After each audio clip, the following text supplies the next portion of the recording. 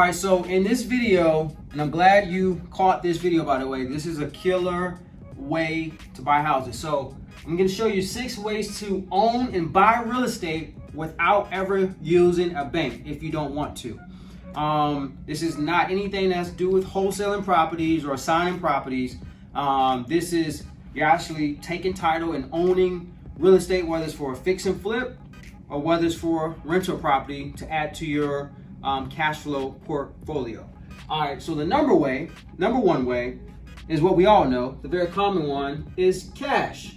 All right, cha-ching. If you got your own cash, obviously you don't need a bank to own real estate. However, the sophisticated, experienced investor know to use OPM, other people's money. All right, and I'm not talking about the bank money, because this is 6 ways to own property without ever using a bank if you don't have to. So you got your own cash.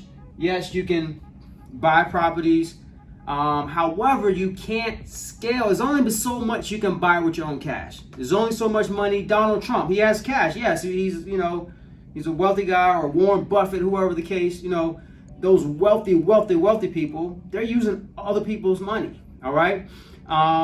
And you can only buy so much with your own cash. So with that being said, yes, you can buy with your own cash, but we know, experienced investors, we use OPM. All right, so the second way here is subject to. This is one of my favorites here. So subject to. All right, you might saw one of my videos where I talk about how I bought a property subject to for $4,500 cash out of my pocket. If you haven't seen that video, go back and see that. But anyway, buying a subject to property is basically, you have a seller, all right, that want to sell your property, and they have a loan on that property, all right, and they are willing and open to selling you that property and keep the loan in place with the loan in their name, and you take over the deed and that loan stays in their name, and you continue to make the payments of that loan throughout the life of that loan. So for an example, if you have a seller that has a property that's worth $150,000, they owe $90,000 on it, their monthly payment, including principal, interest, taxes, and insurance on that loan, is just say $750 a month. Okay. All right, you're going to take over that $90,000 loan. It's going to keep. You're not going to pay it off at closing. You're going to keep that $90,000 loan in place. The loan is still in their name, right? But you're going to step into the shoes of that loan and continue to make that $750 payment. Just say it's 15 years left. For 15 more years, the interest rate stays the same. You just continue to make the payments. And at closing, that the deed still gets deeded over to you, and you own the property. And you got yourself a house via subject to, without owning the bank. So the third way is owner financing. All right, this is another killer way to own property, buy real estate, whether you're doing fix and flip or rental property for cash flow.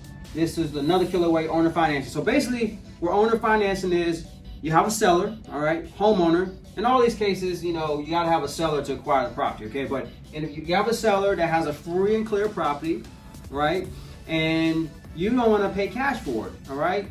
You want to use other people's money. In this case, you're using other people's money as far as them holding a note. So you have a seller, free and clear property, they're asking $100,000 for it.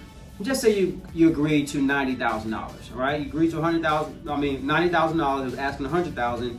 They're going to hold a note for that $90,000, a promissory note with terms, all right? Whether it's 8%, 15 years, five-year balloon, 6%, 30 years, whatever the case may be, principal and interest, interest only, whatever you agree upon, whatever the number, however the numbers will make sense for you, you make those terms work via owner financing and having the seller hold a note on the property, and you don't have to come out the pocket cash, other than obviously some closing costs. So owner financing, holding a note, having a seller hold a note on the property, and you pay over terms for that purchase price.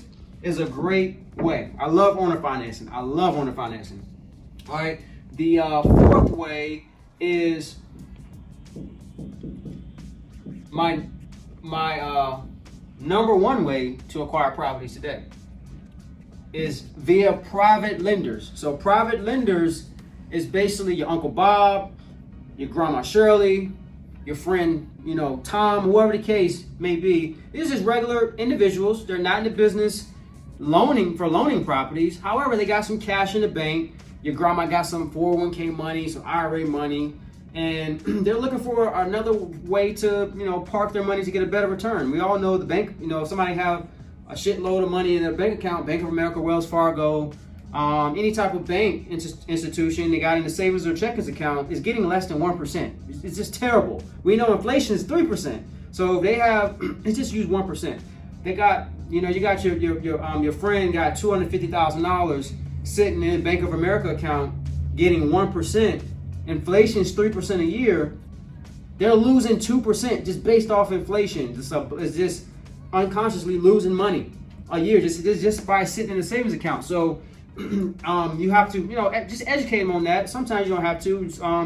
Private lenders, your friends, colleagues, you just let them know, hey, I can provide you an opportunity where you can get a return on your money at 8 to 10 times more return on your money versus just sitting in an account that is sitting in, whether it's a savings account or a 401k IRA. And a lot of my private lenders are professional athletes. We all know athletes have a lot of money sitting in just their savings account. They're playing sports and they get paid every time they play, and they have just a shitload, millions of dollars sitting in their savings account. So I provide them an 8 to 10 times more return versus sitting in a savings account. It's incredible. It's a win-win. So those are good private lenders as well. Your family members, like I said, your grandma, your granddad, your uncle, all right? Your rich uncle. Maybe you don't have a rich uncle. Maybe you have a colleague, but we do know some people. Everybody's watching this know people that have a 401k account or an IRA, self-directed IRA. Those are great leads and candidates to make them private lenders, and you pay them a good return on their money. They fund the deal. You pay them, let's say for example, 8%. It was just getting 1%. Now you're paying them 8%, an annual return. That's 8 times more than where it was prior to you paying them 8%, whether it's for your fix and flip or your rental properties. Private lenders are great. They're not checking your credit. They're not, checking your background. No background checks. You're not signing 100 pages when you go to the bank to get a traditional loan. You're signing hundreds of documents just to get a loan for a $100,000 property. Private lenders, you just sign a promissory note, deed of trust. All right, simple. All right. Another way, fifth way, is hard money. These are hard money lenders. All right, and that is different from private lenders. Hard money lenders are in the business to fund investors on real estate properties. All right. Now, with private lenders, you have your terms. You are in the driver's seat. Hard money lenders is a convenient way to get money. However, they're in the driver's seat. They have their own terms. It's non-negotiable in most cases. They're going to charge you points, interest, and the money is going to cost more for you to borrow. Okay. So, for example, you might pay $100,000. Let's say a $100,000 loan. 1 point is $1,000. So it's basically 1% of that $100,000. So if it's 3 points, that's $3,000 that you have to come up front just to get that loan off that $100,000 loan. All right. Plus you got to pay 12%. So you got 3 points that's up front and 12% interest, which is higher money than private lenders, and they make you sign a little bit more paperwork. All right. A little bit more airtight. They're a little bit more airtight, or a lot more airtight on their paperwork versus private lenders. You're providing, in most cases, the paperwork, because they're not in the business for this. You just provide opportunities where they get a better investment return on their money. Hard money lenders, they're in the business for lending you money. And the last way is a wrap note. All right, so just going back to subject 2, just say if you have a seller, right, that don't want to sell you the property subject to, but they obviously want to sell the property, but they're open to some creative terms. You can have them hold a second note in place. They're going to keep their loan. They're going to keep their loan in place with the bank, and you're going to have them hold a second, aka a wrap note. So this wrap note is in second place, subordinate to that first loan that they're paying on their loan within their name. And that wrap note is basically between you and the seller. It's a separate things. You have there's two notes. The loan and the note where the seller's paying their own thing, that existing loan. They don't want you to take that over subject to, but they're open to some creative, so they're going to allow you to do a wrap note, aka a second mortgage, to the property, where you're going to have your own terms with them, and you paying your monthly payment that you created with those terms through that wrap note, right? But the seller's still paying their loan. Okay. So that's basically a wrap note, but you have to be careful with a wrap note. Just say if you have this wrap note in place and the seller defaults on their first loan, all right?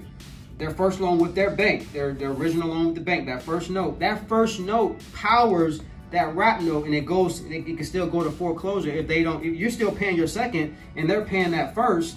I mean, you're still paying your second and they're not paying that first loan with their bank in their name. The bank can still come and get that first, and it just wipes off, and they can still foreclose on the property. So you have to be careful with the seconds. Sometimes I like to make it a way where I can get a note servicing company to come into play to handle both payments, that first and that second, so I can see that both are being paid. Obviously, I'm paying my second on time, but I want to make sure that first is being paid as well. So you have a note servicing company, basically a third-party service, is going to collect those payments, and you can see those payments being paid in a timely manner. So these are the 6 ways. You got cash, subject to, owner financing, private money lenders, hard money lenders, and a wrap note. So go out there, buy property. Some real estate is just a great way to build wealth, period. You gotta own real estate. Wholesaling is great. It's amazing. You can build some capital fast, get your cash up, level up that way. But at the end of the day, he or she that owns land, aka real estate, wins. All right. That's where you start building wealth. You get tax advantages. This is the wealth builder, monthly cash flow, right? AKA tenants are paying your loan down or paying your notes down, or whatever the case may be. Or if you're buying it cash, that's all coming to you.